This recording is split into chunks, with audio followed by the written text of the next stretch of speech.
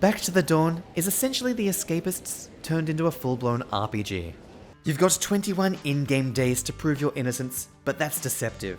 How Long to Beat puts it at around 27.5 hours to see a run-through, which is a lot of time behind bars. Every action costs stamina and time, but time only moves when you act, which makes planning your day feel like solving a puzzle. A routine could include working a job, hitting the cafeteria, training in the gym, and maybe sneaking in some gang errands on the side. Or you could focus on building relationships or snitching to the guards for perks.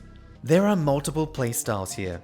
Build muscle and dominate as the prison bully, earn cash and buy your way out, or play the smooth operator, seducing your way through inmates and guards. Yes, that is one of the playstyles on offer. The 4 different player stats feed into this variety, rewarding experience which can be traded in for new abilities. It's a slow burn, but the freedom makes it addictive.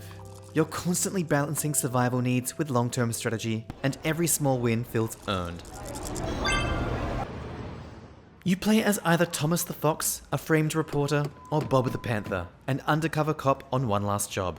With a long game length, even 6 hours in, I've only experienced playing as Thomas, and I do look forward to eventually playing the game through Bob's eyes. Thomas's main story is strong, but doesn't overwhelm the sim elements. Instead, it weaves in naturally between your daily grind. Relationships are central. Every inmate has a past and a personality. Share half your food in the cafeteria, and you will win favor at the cost of your own hunger. Betray someone, and they might make your life harder later. About 4 hours in, I'd already crafted a dummy for my bed and found hidden passages in the walls, but the real breakout paths are slow to unfold. It's that tension, the long con building in the background, that makes the story tick. On deck, performance is steady. In theory. The first 2 times I played the game, it was locked at 60 frames per second. The third time though, even though I hadn't changed a thing, for whatever reason, it was locked at 45 frames per second.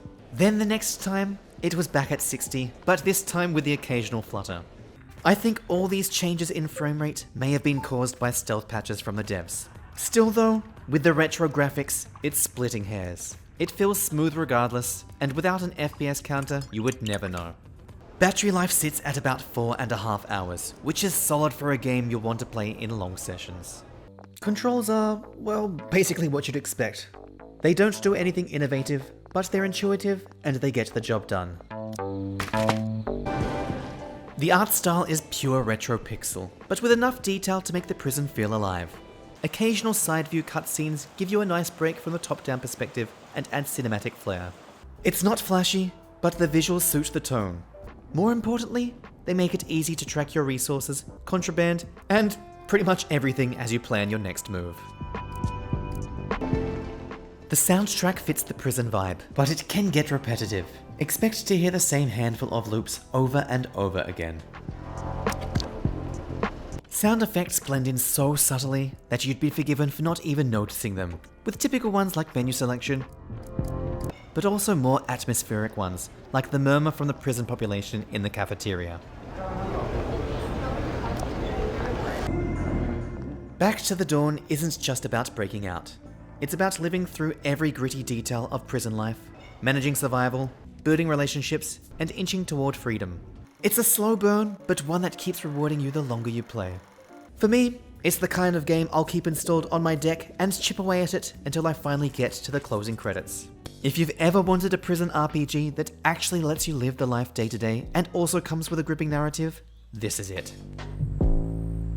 If you've enjoyed the video, make sure to hit the like button and subscribe and ring that notification bell so you don't miss out on any future reviews and hidden gems for the Steam Deck.